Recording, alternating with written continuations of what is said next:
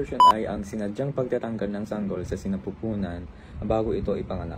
Maraming debate tungkol dito, ngunit tandaan natin na ito ay may malalim na epekto sa physical, emosyonal at espiritual na aspeto ng isang tao.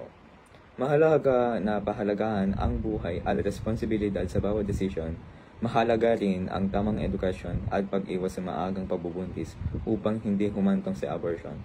Bilang kabataan, dapat tayong matutong magdesisyon ng maingat at magbigay halaga sa buhay. Ang hazing ay maling tradisyon kung saan sinasaktan o pinapahiya ang isang tao para lang matanggap sa isang grupo. Maraming kabataan ang napapahamak at minsan ay namamatay dahil dito. Hindi sukatan ng tapang ang pananakit. Dapat nating labanan ang hazing at ipaglaban ang tama. Kung may makitang hazing, huwag matakot magsumbong.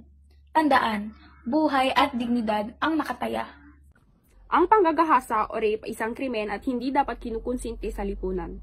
Ito ay paglabag sa dangal, karapatan at kalayaan ng isang tao. Wala itong pinipiling edad, kasarian o oras. Mahalagang matutunan natin ang consent o pahintulot ay mahalaga sa lahat ng pagkakataon. Walang sino man ang may karapatang kumuha ng bagay na hindi kusang ibinibigay.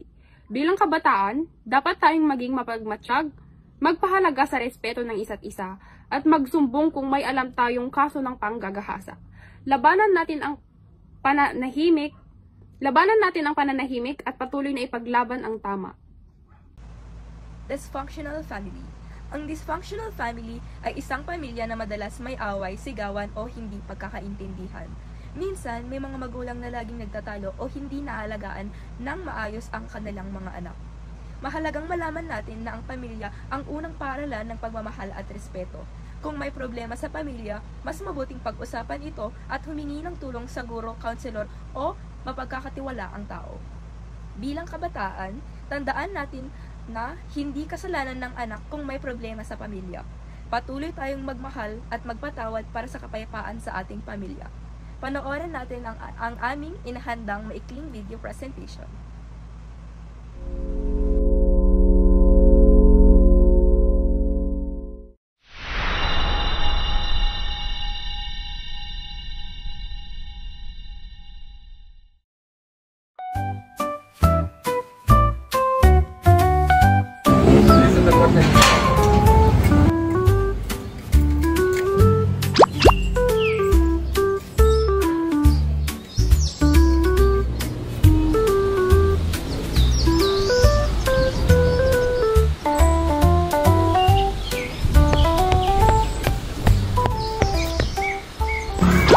Anak.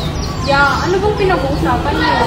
Inaay ko siyang sumama sa grupo namin. Gusto mo ba sumali ka din? Ano bang grupo?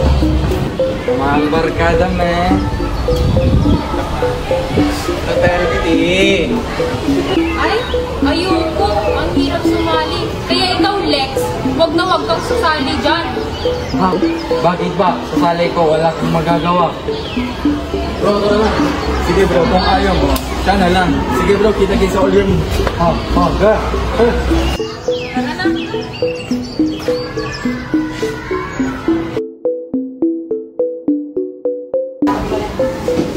Saan ka ba yun?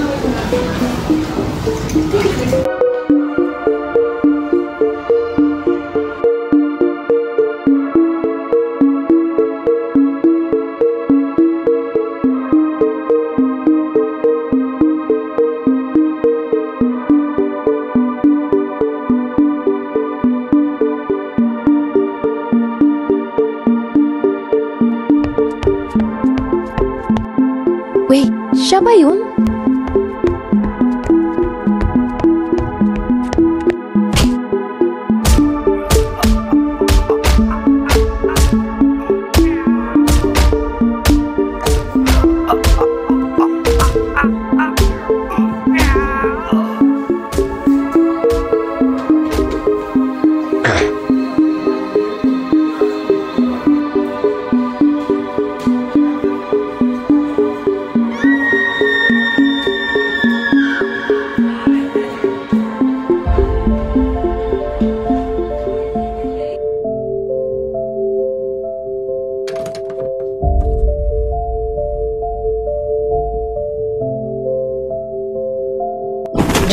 sabi ni boss.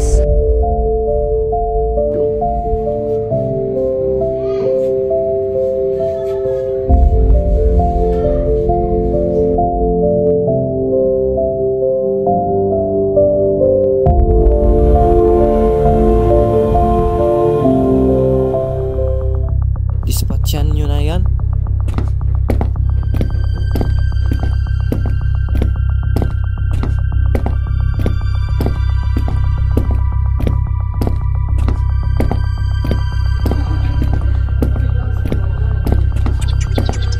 Saan siya? Sa loob, sir.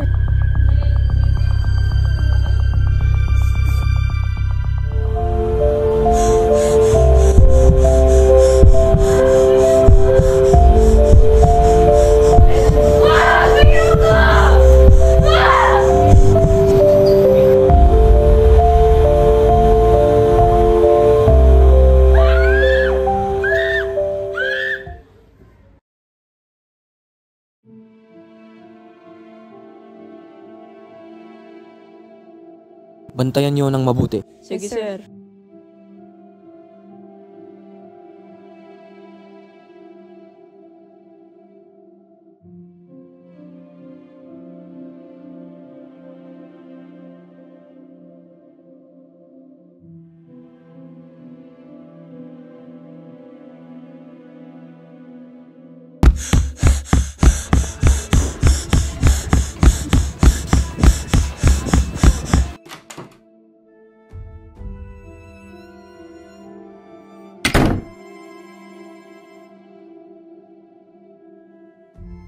Nasaan na siya?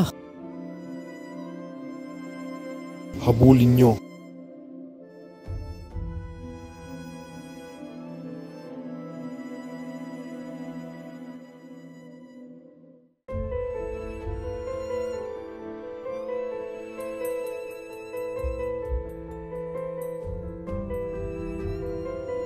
Ba't tumagabla? Lala siyang Nay, may aaminin po ako. Ano po kasi,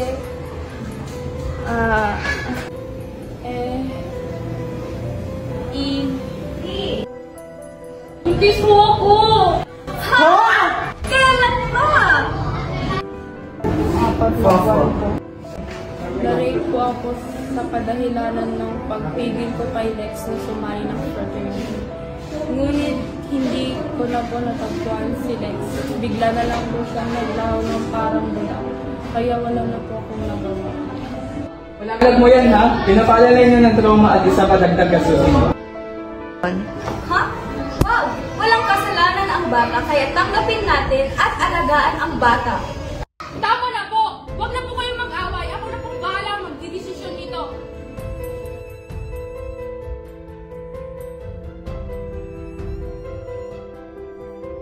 One, two, three, go. Anak, punta tayo sa ospital para siguraduhin na healthy. Huwag na po. Sayang yung pera. Para siguraduhin na ligtas ang bata. Huwag na po.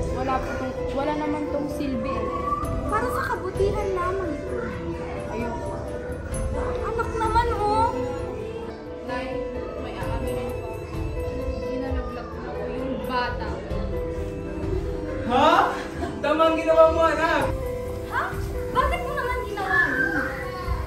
Tama ang ginawa mo anak. Anong tama sa ginawa? Dagdag kasusin lang yun. Wala namang kasalanan ng tao.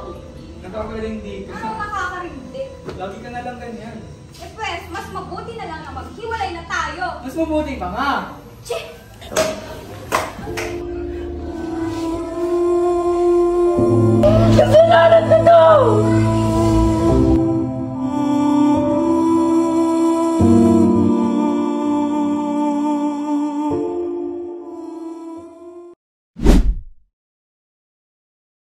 Wag!